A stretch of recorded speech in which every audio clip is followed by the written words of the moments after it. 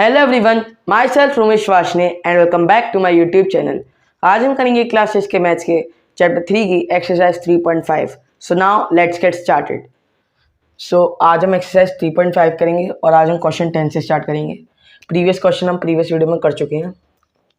तो इसमें पूछा है डिटरमाइन 25,110 इज डिविजिबल बाय 45।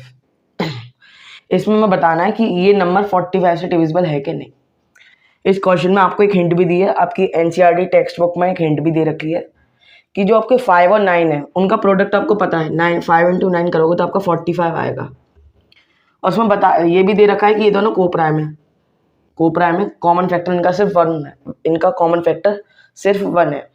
ठीक है, तो इसमें आपको हिंट दिया कि आप इन दोनों से आपको डिविजिबिलिटी चेक करनी है। इस नंबर की आपको डिविजिबिलिटी चेक करनी है इन दोनों नंबर से। मैंने आपको बताया था सम मोर डिविजिबिलिटी रूल्स में एक आपको टॉपिक बताया था, पॉइंट बताया था कि अगर कोई नंबर 2 कोप्राइम नंबर से डिविजिबल है तो वो नंबर उन 2 कोप्राइम नंबर के प्रोडक्ट से भी डिविजिबल होगा। ये आपको पॉइंट बताया था, वही पॉइंट यहाँ पे काम आएगा। अगर ये नंबर 5 और 9 दोनों से डिविजिबल है तो ये नंबर इन दोनों के प्रोडक्ट से भी डिविजिबल होगा और इनका प्रोडक्ट क्या है 45। तो अल्टीमेटली ये नंबर 45 से भी डिविजिबल होगा। तो पहले हम 5 से चेक कर लेते हैं। 5 की डिविजिबिलिटी रूल क्या होती है? एंड में 0 या फिर 5 होना चाहिए। यहाँ 0 है, इसका मतलब 5 से डिविजिबल है। 9 की डिविजिबिलिटी क्या होती है? सम ऑफ ऑल डिजिट्स, और जो हमारा सम है वो 9 की टेबल में आता हो। 2 + 5 + 1 + 1 + 0, ये तो 2 + 5 + 1 + 0। 5 और 2 7, 8 9, 9 + 0 9 9। क्या 9 की टेबल में आता है? हाँ आता है। इसका मतलब ये नंबर 9 से डिविजिबल है। अगर ये नंबर 5 और 9 दोनों से डिविजिबल है, 5 और 9 हमारे कोप्राइम नंबर है।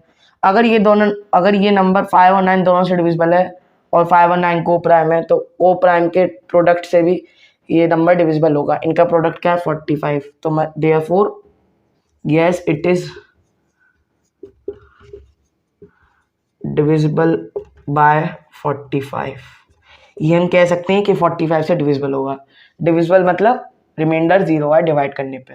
अगर 5 और 9 दोनों से, यहाँ पे हमने देख लिया कि 5 और 9 दोनों से डिविजिबल आ रहा है तो उनके प्रोडक्ट से भी डिविजिबल आएगा क्योंकि ये दोनों कोप्राइम नंबर है।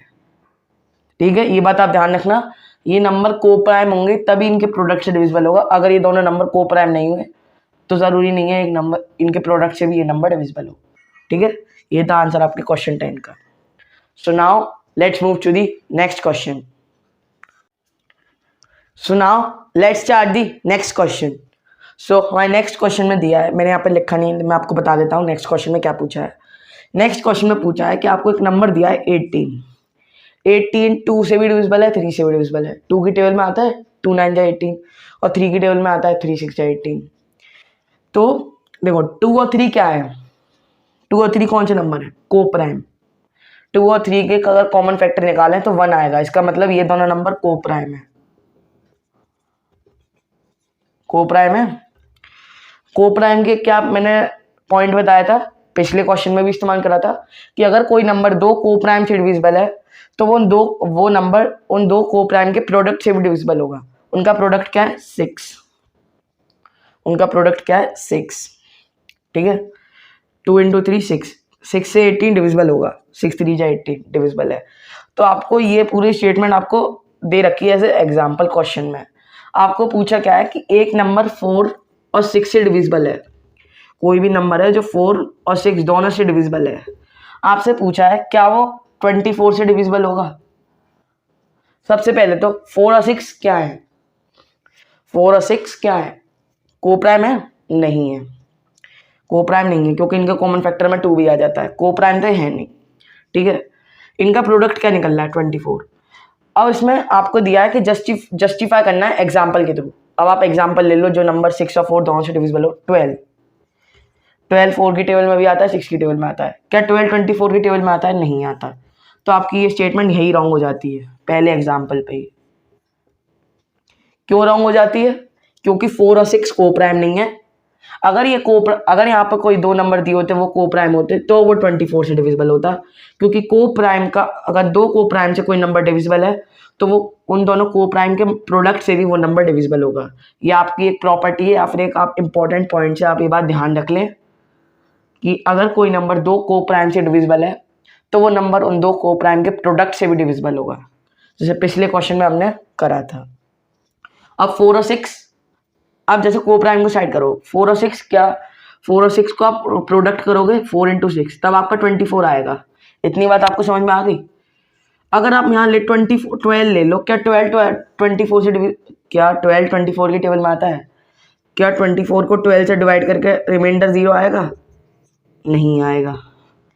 इसका मतलब ये स्टेटमेंट यहीं पे रॉन्ग हो जाती है। और क्यों रॉन्ग हो जाती है? क्योंकि 4 और 6 को प्राइम नहीं है। अगर यहाँ पे कोई दो को प्राइम नंबर होते तो हम कह सकते थे कि जो नंबर इन दोनों नंबर से डिविजिबल है वो इस नंबर से भी डिविजिबल होगा, क्योंकि वो दोनों नंबर को प्राइम है। यहाँ इसलिए नहीं है क्योंकि ये दोनों को प्राइम नहीं है। ठीक है, ये था आंसर आपका क्वेश्चन 11 का। So now let's move to the next question. So now let's start the next question. So हमारे नेक्स्ट क्वेश्चन में पूछा है कि I am the smallest number having 4 different prime factors, can you find me. इसमें पूछा है कि वो जो नंबर है वो एक सबसे छोटा नंबर है जिसके 4 डिफरेंट प्राइम फैक्टर्स हैं। ठीक है, 4 डिफरेंट प्राइम फैक्टर्स, और उसमें उसे हमें नंबर को बताना है कि वो नंबर कौन सा है। अब देखो प्राइम नंबर्स क्या है, हम 2 से स्टार्ट करते हैं ना प्राइम नंबर्स को।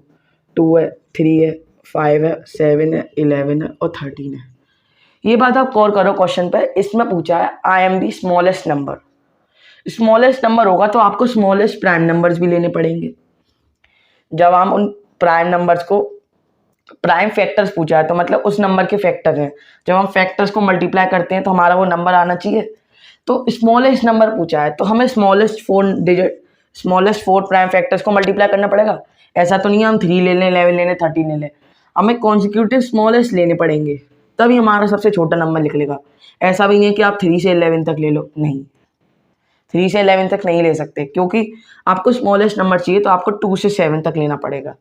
अगर आप 2 इंटू 3 इंटू 5 इंटू 7 करोगे तो आपका आ जाएगा कितना, 2 3 जा 6, 6 5 जा 30, 37 जा 210। ठीक है, 210 आपका स्मॉलेस्ट नंबर है जिसके 4 डिफरेंट प्राइम फैक्टर्स हैं। क्यों? क्योंकि अगर आप सिर्फ और सिर्फ स्मॉलेस्ट 4 प्राइम नंबर्स को मल्टीप्लाई करोगे तब आपका स्मॉलेस्ट नंबर निकलेगा, वरना नहीं निकलेगा। क्योंकि अगर आप 3 से 11 ले लो, है ना, 5 से 13 ले लो, तब आपका नहीं निकलेगा, तब आपका बड़ा नंबर निकलेगा। हमें यहाँ पे निकालना है छोटा नंबर, इसलिए हमने फर्स्ट 4 प्राइम नंबर्स लिए, क्योंकि यही हमारे सबसे छोटे प्राइम नंबर्स है, फर्स्ट 4। ठीक है, ये था आंसर आपका क्वेश्चन 12 का। ठीक है।